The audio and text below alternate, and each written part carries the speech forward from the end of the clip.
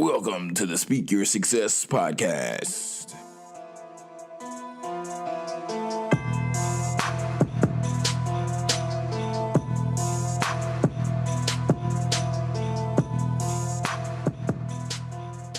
Welcome to the Speak Your Success podcast. I'm your host, TEDx speaker and best-selling author Jonathan Jones. And today we have a special guest in the building. We're not going to get to him just yet. We're going to hold on 1 second because you know how we do here at the Speak Your Success podcast. Successors, how are we doing? First, we're going to kick this off as we always do by putting a spotlight on an Apple review of the week. And this review comes from Mr. Tayrail713. And the review is titled, "You Need This in Your Life." I don't attend church services, but I used to. The only two things that I ever find myself missing from it are the positive affirmations and sometimes needed guidance that sometimes came from the pulpit. This podcast is that to me. Much needed real talk and super easily digestible shows that comes to me and really gets me going.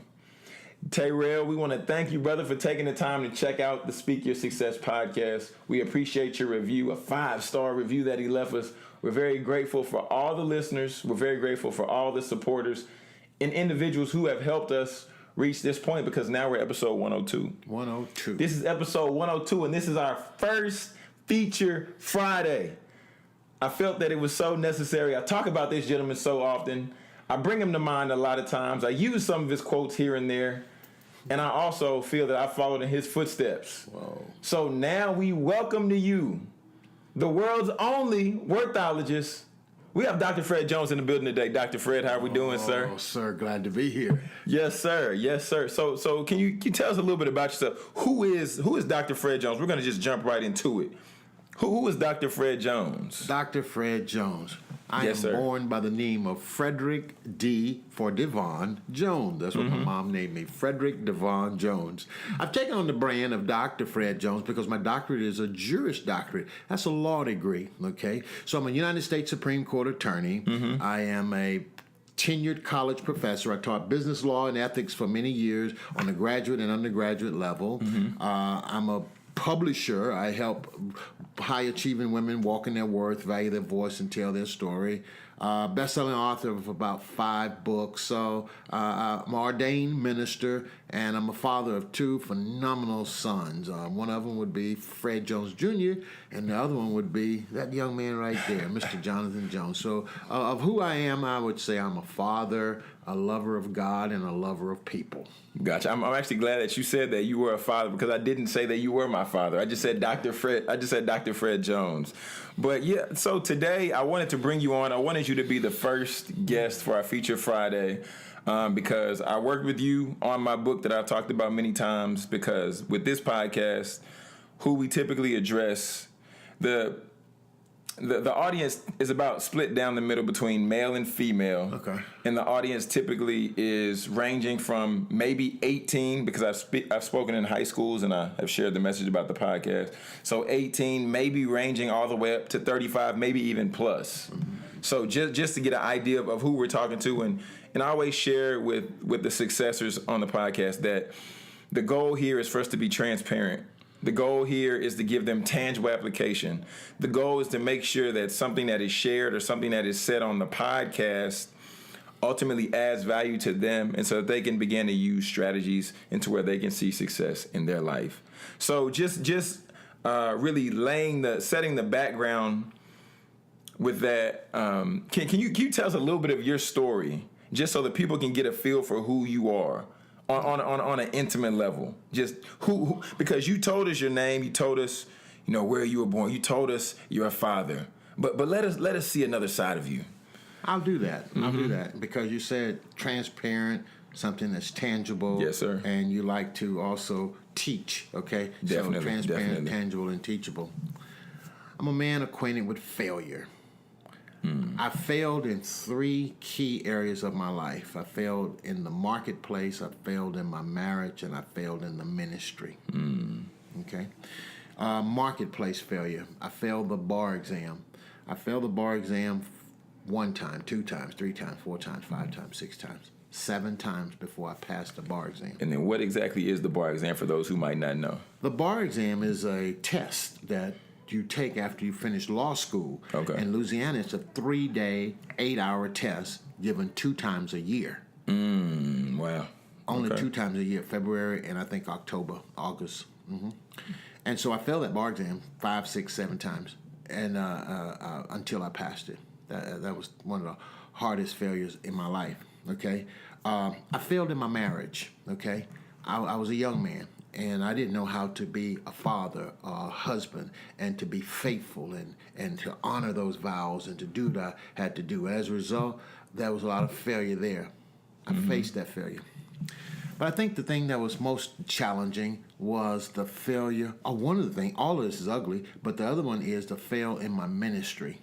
And I often tell people this, that I failed in the ministry because when you find yourself sleeping with the sheep, you have fallen.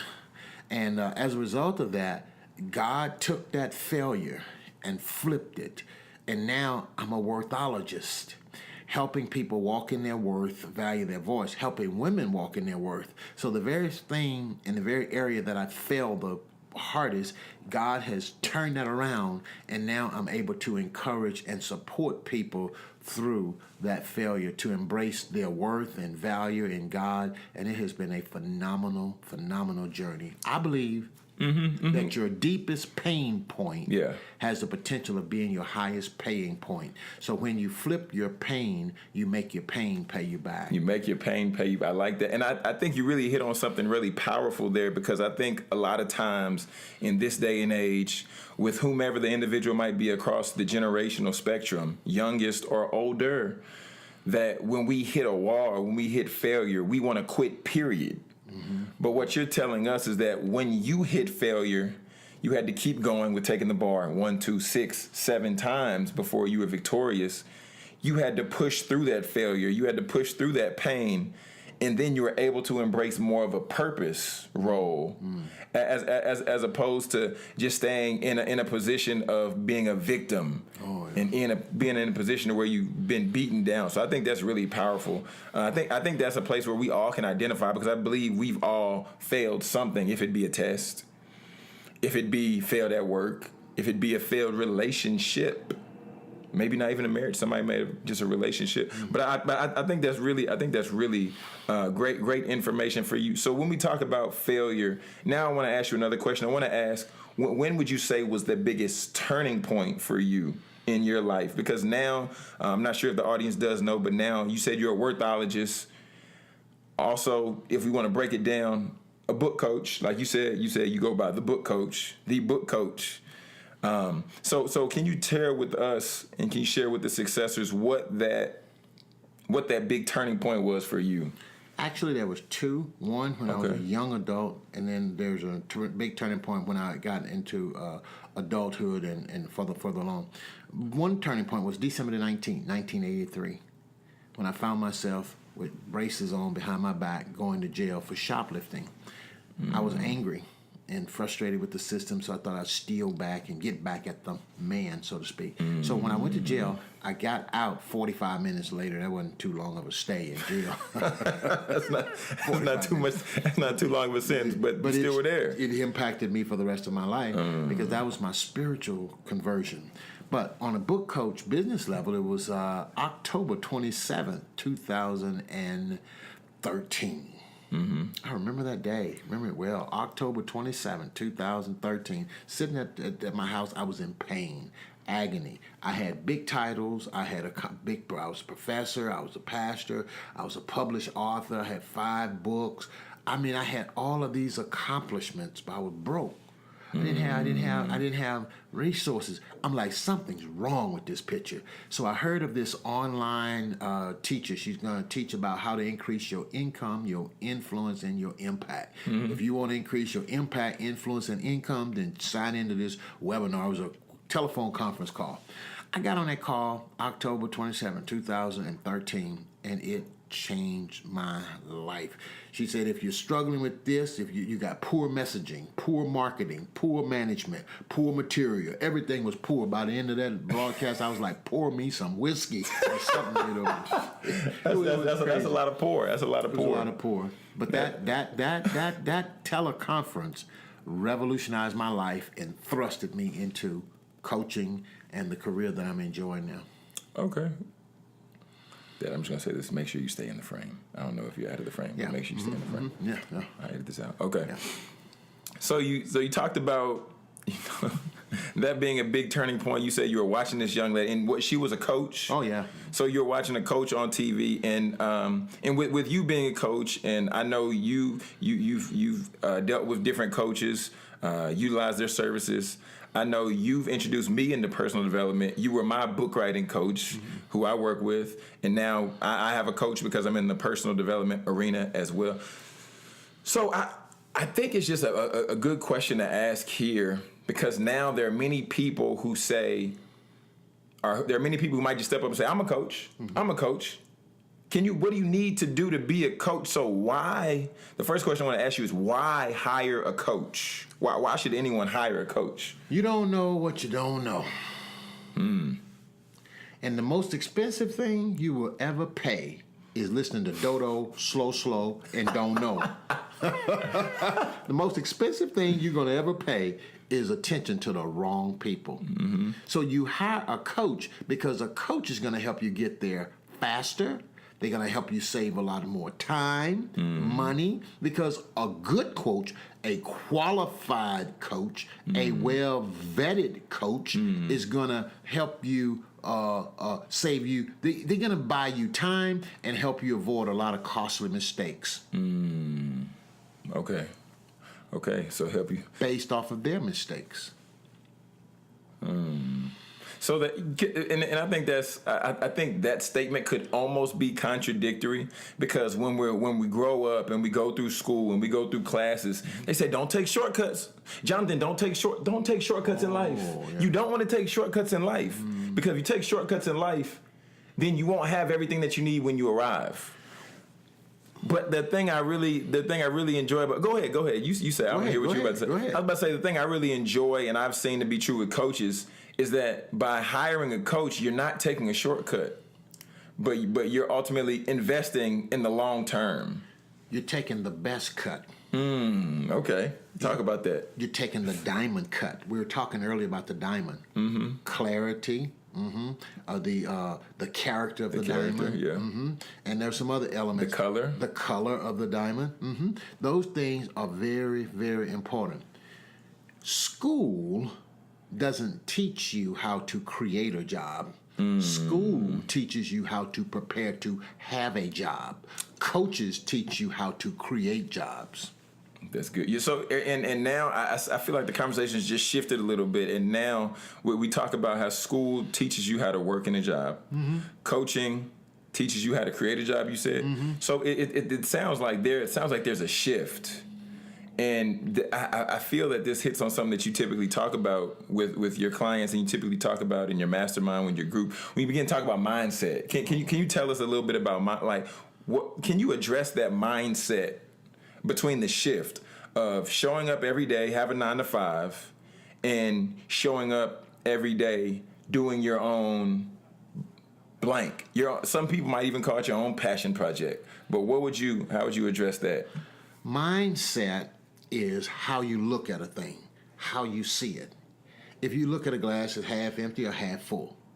Mindset is taking the limits off of life, taking the limits off of you, and saying to myself or to yourself, self, if I could create the life and business of my dreams, what would I create? That's mindset. Mindset is saying it's possible, it's doable.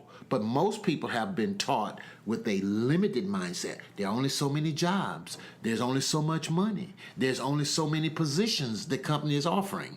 But how about if you create the company? How about if you own the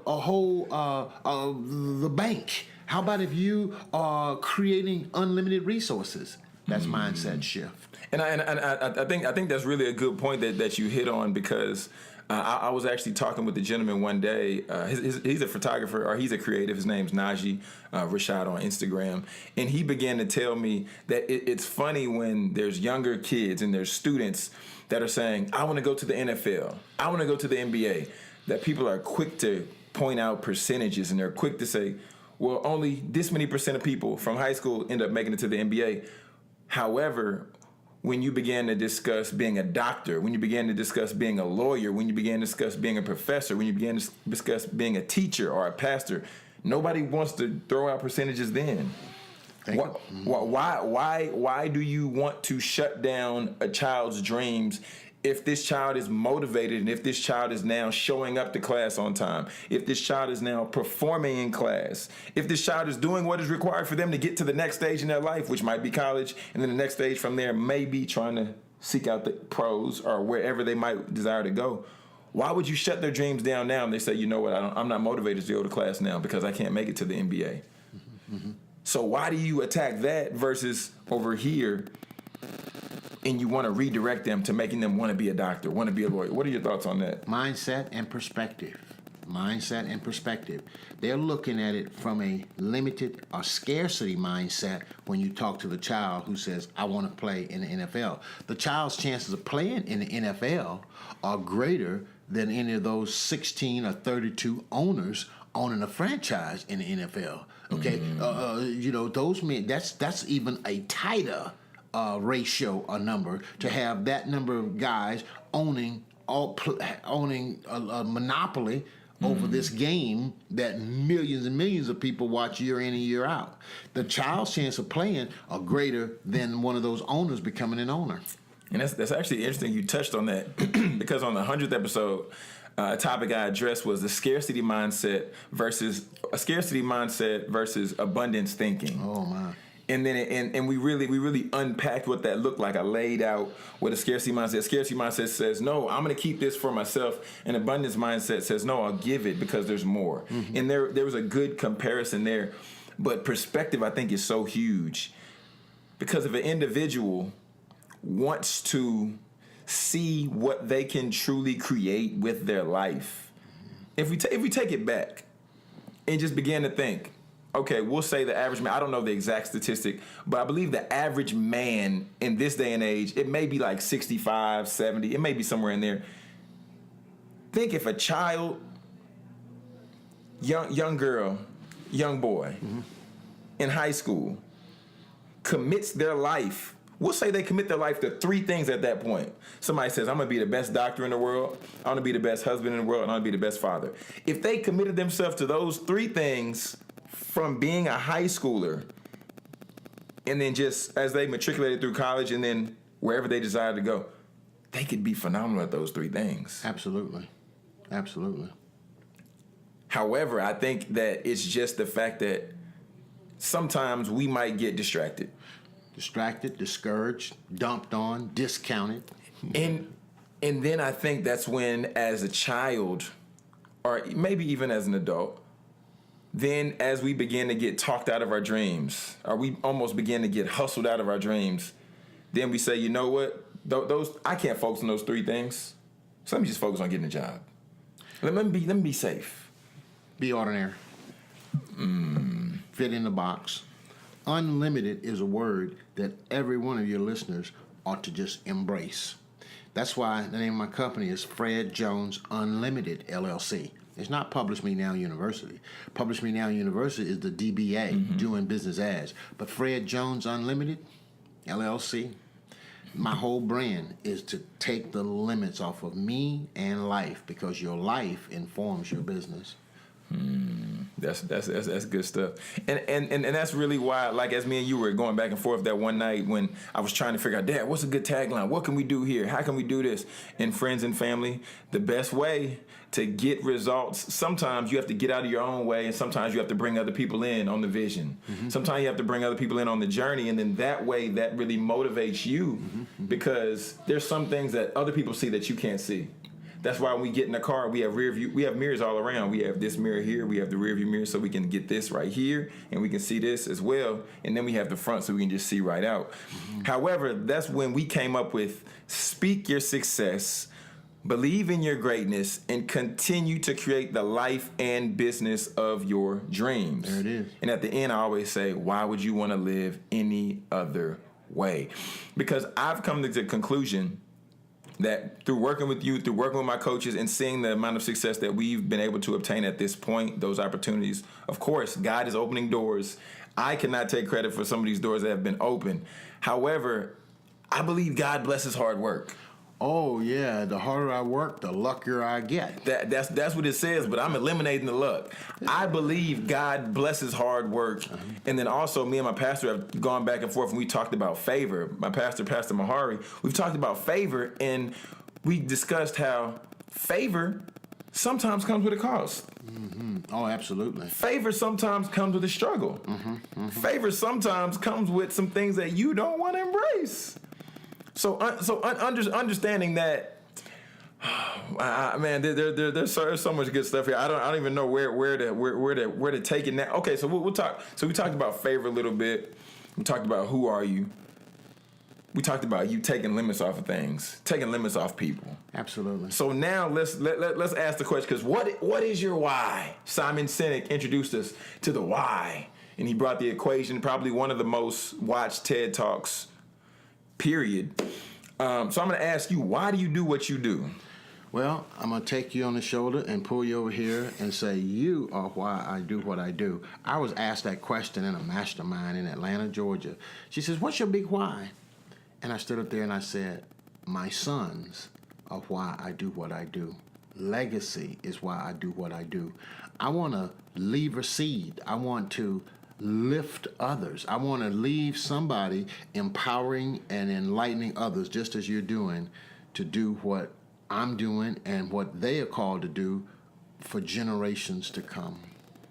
So, okay, so when we talk about legacy, because I've attended and also spoke at and been a part of, the conferences that you've done, Write Your Worth conference, a few years in Atlanta and New Orleans, and we talk about why. I know you've always talked about Grandmama B and Granddaddy Mo's and just the sacrifice that they put forth, mm-hmm. and just understanding what they've done. And then you've written books, mm-hmm. about both of them, and I know that has helped you cultivate your why. So I want to ask you, what's the best way for an individual to begin to leave a legacy? Like, if you had to say a way that somebody who is asking themselves, well, Dr. Fred Jones, I hear you talking about legacy. Jonathan, I hear you talking about speaking your success. How can I begin to leave my legacy starting from right where I am right now? Let's say we're talking to an individual who's at their job. We'll say they're in between 27 and 30. We'll say that they have a college degree. And we'll say they're trying to figure out how to leave a legacy. Too many people have been told that they're too young to do certain things. That's a curse. That's bad information. That's listening to the wrong people. The best way to leave a legacy is to put your story in print. Write it. And don't trust the pen to somebody else when your story is being written. Always write your story, because it is the solution to somebody else's struggle. That's good.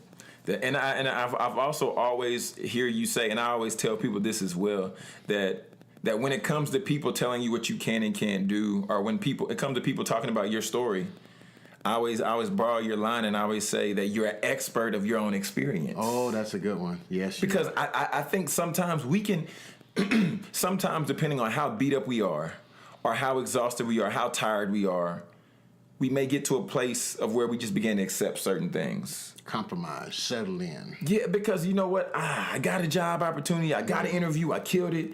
They gave me an offer for this much. Mm-hmm. I need this much to pay my bills. But however, this is the job that they just offered me. I need to take this job. Mm-hmm. So let me just go ahead and take this. Mm-hmm. Mm-hmm. But you're talking about a legacy, and you say put it in writing. Mm-hmm. So we talk about putting it in writing. What does that look like? Are we saying that everybody should write a book, Dr. Jones? I would say everybody should write a book. Everybody that's of age, everybody who can speak, children should write books. If you're old enough to tell a story, if you got something to say, there's somebody coming after you that can benefit from what you're saying or what you have experienced. That's the key. You're not writing to tell somebody ahead of you what to do. You're writing to tell people who are coming after you what you've done and how they can either avoid or embrace things that you've done. So I think everybody ought to write a book. Now, research says that 87% of Americans want to write a book. 8 to 9 of people want to write a book. Writing a book, yes, they should do it. But writing has changed. Writing, you can write a book without a pen. You can speak a book right here. Transcription, transcribed, book is written. Most people's challenge with writing a book is mindset. They thinking writing with a pen and a piece of paper, and they don't think audio book, they don't think ebook, they don't think video book, they don't think any of those things. They just think pen and a paper. I got to sit down. This right here is considered. Is it a short read? It's not a short read. It's a Kindle single. Oh yeah, you did. Okay. This right here, if transcribed, recorded. Matter of fact, we should make this a Kindle single. Take the recording and put a title to it and upload it, and it's a book. Everybody should do it. Everybody. Okay, so Dr. Jones, you said everybody should write a book. You said if they're of age, children should write books because there's somebody coming behind them who could benefit from this experience.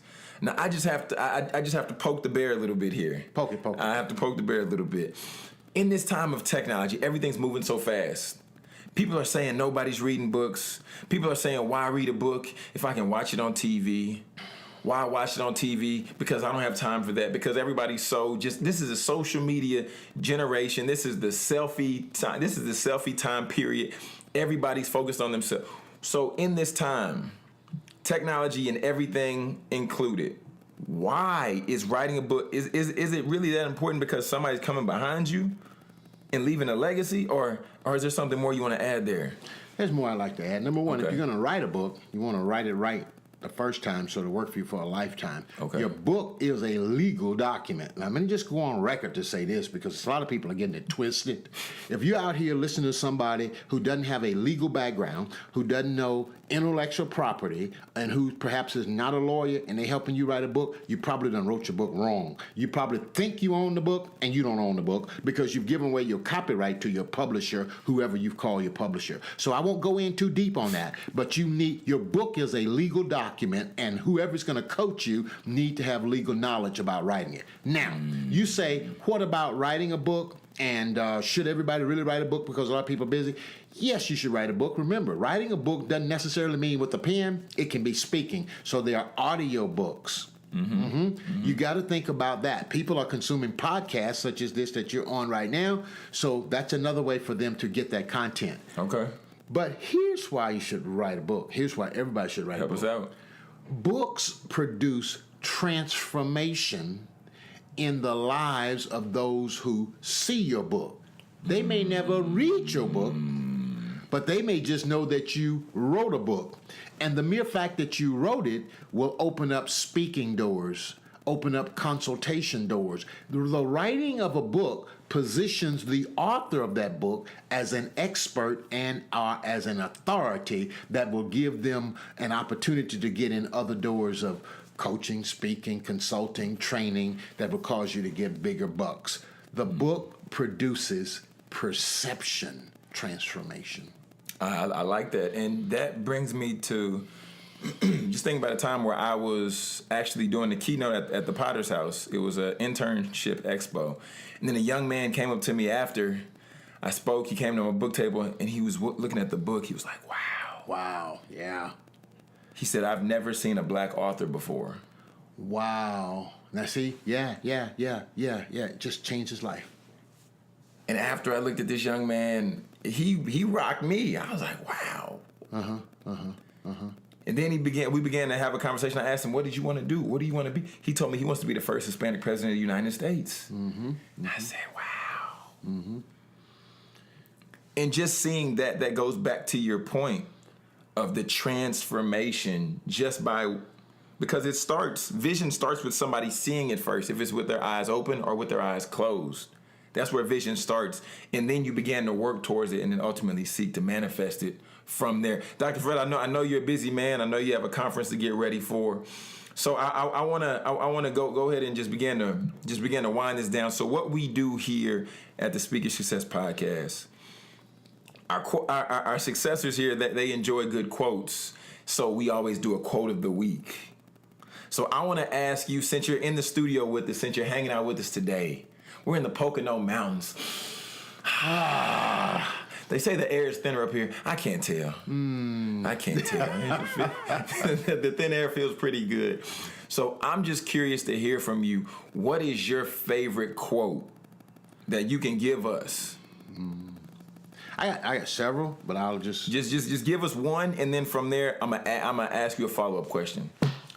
The most expensive thing you will ever pay is attention to the wrong people. Friends, those of you who are following us and those of you who are tuning in, once again, we want to take this time and we want to let you know that if you would like to connect with us via social media, be sure to use the hashtag SYSP and mention me at Jonathan J. Speaks. Or even if you want to drop this gem that Dr. Fred just dropped, you can mention him at Dr. Fred Jones on Twitter. And once again, Dr. Fred, can you share that quote with us one more time? The most expensive thing you'll ever pay is attention to the wrong people. I love it. And then can you just expound on that a little bit? I think it's self-explanatory, but just break that down for us a little bit. I'll tell you what that really boils down to. And you kind of, I've been waiting for a back door to give you my second favorite quote, but I'll tie it in right here. If you're listening to somebody who doesn't see your value and doesn't know your worth, you're paying a high price to give them your attention. If you're listening to somebody who doesn't see your unlimited value, your unrestrained worth, you're paying a high price to give them your attention, okay? Because your value is unlimited. Your worth is without measure, but your price is what you're willing to accept. And too many people are paying a high price listening to the wrong people. The wrong coaches, the wrong teachers, the wrong professors, the wrong preachers. Because you got to go where you're celebrated and not where you're tolerated, and you'll always be appreciated. I'm actually glad that you hit us with that quote, because I've heard Dr. Eric Thomas say that quote recently, but every time I hear him say it, I said, no.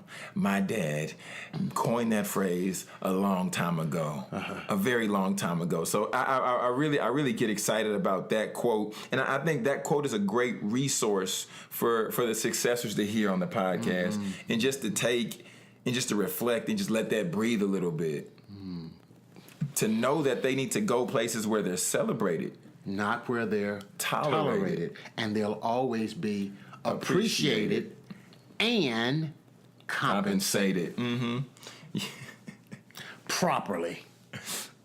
And that's one thing that I've began to realize as well too. When you talk about compensation, there's a difference, because we talked about settling earlier. Yeah. And then I've been able to see this now since I've been speaking. It's been 3 years since I gave my first speech. It's been 2 years since I've transformed it into a business with Jonathan Jones Speaks.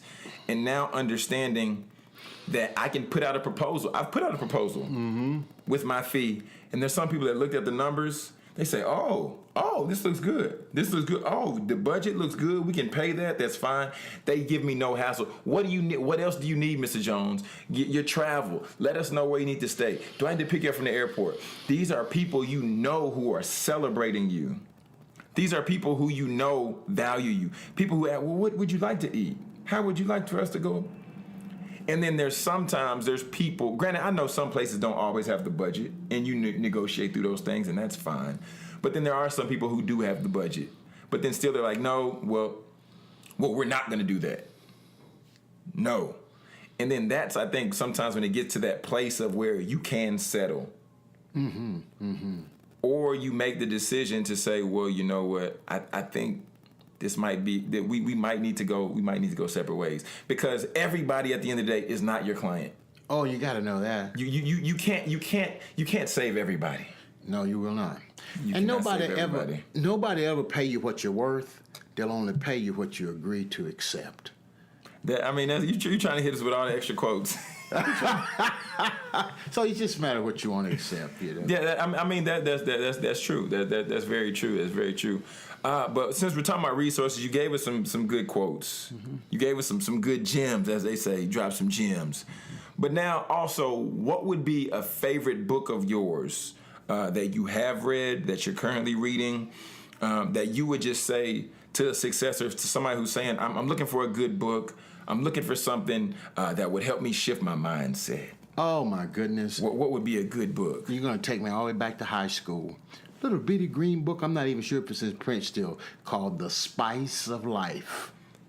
The Spice of Life. Mm-hmm. And so it was green back then, little hardcover book, and it had this little poem in it, The Man Who Thinks He Can. Go ahead. Tell us the poem. I actually said it on an episode of the podcast. Really? I said it for a quote of the week. But you can give us a snippet, or you can give us the whole poem if you like. We have time. Snippet. We have time. If you think you're beaten, you are. If you think you dare not, you don't. If you like to win but think you can't, it's almost certain that you won't. If you think you've lose, you've lost. For out of the world we find, success begins with the fellow's will. It's all in your state of mind. I'm going to stop right there. All right. The spice of life. The spice of life. So, Dr. Fred, I'm about to go ahead and let you get out of here. But where can the successors find you? If somebody wants to connect with you, they want to get more information about self-publishing, they want to just see about more of your content, where can they go and find you? Or they want to reach out and see about working with you? Where would they need to go? drfredjones.com. That's my website. drfredjones.com is where you can find me. Or you can find me on Facebook, Dr. Fred Jones. That's my page on Facebook. Excellent. And then, Dr. Fred, also, you we were chatting earlier, and you said that before, you said that you have a giving heart. You said that you like to give people something, and I told you, I said, here, speak your success. The successors, we go for tangible, we go for transparent, and we go for real application. And then you began to say that you recently just did an ebook. Oh, yeah, I got an ebook. Are you conforming or transforming? Mm-hmm. Are you conforming or transforming? And you want to be a transformer, okay? So if they'll send me the word worth, text the word worth, WORTH, to 66866, 66866, and type in the word worth, you'll be on my email list. We'll get that offer out to you right away. Excellent. We're going to have that information down in the show notes for you, as well as we're going to have it going across the bottom of the screen so we can make sure the successors have opportunity to reach out to you and get that, because that's a free gift. Yeah, it's a digital ebook that is going to challenge you to get outside the box and to take the limits off of life. Are you conforming or are you transforming? Wow. Okay, excellent. Dr. Fred, I want to thank you for taking the time to stop by. Yes. We're going to get ready to get out of here. You have some final words you'd like to share? Yes, and if for some reason you text and you don't receive that book, send an email to support@drfredjones.com, support@drfredjones.com. I want to thank you for the time having me here. This is a phenomenal work. Speak your success. Create the life and business of your dreams. I'm very proud of what you're doing. And John, you hired your first coach in high school. That's something that have always stood out to me. You hired a coach with your own money in high school. So you're not just talking this, you have lived this and you continue to live this. Then you hired me as your book coach. So I will say to all of your audience, invest in you. You cannot build a business off of free. You cannot build a business off of discounts. You cannot build a business trying to take shortcuts or doing it the cheap way. If you want to rise to the high level, you're going to have to hire a coach. And I'll say this last thing. It is a curse to hire a cheap coach. You are only cursing yourself because you have not tapped into your unlimited value. And when you know how unlimited your worth and value is, there's no price too high to pay for the right coach. That's good. Well, we might have to bring you back for a part 2. We might have to do a part 2 because this is a lot that I feel that we can really unpack, especially when we just talk about coaching yourself. But we're going to let you get out of here. We're going to go ahead and get out of here. Successors, as we always do, first we want to just remind you, if you would like to add value, or if this is added value to you, we would just encourage you to go on to Apple. We'd encourage you to scroll down to the bottom after you type in Speak Your Success, and then click that write a review button. Hopefully it's a 5-star review. And then after you do that, please share with us your feedback, your insight, or even topics that you would like to hear. Or if you'd like more information on me, go to jonathanjonespeaks.com. If you'd like to book me for your next event, you want me to MC, you want me to speak to your individuals, to your corporation, whatever it might be, would encourage you to go there. But this is TEDx speaker and best-selling author Jonathan Jones, who's hanging out with Dr. Fred in the studio today. Always reminding you to speak your success, believe in your greatness, and continue to create the life and business of your dreams. Why would you want to live any other way?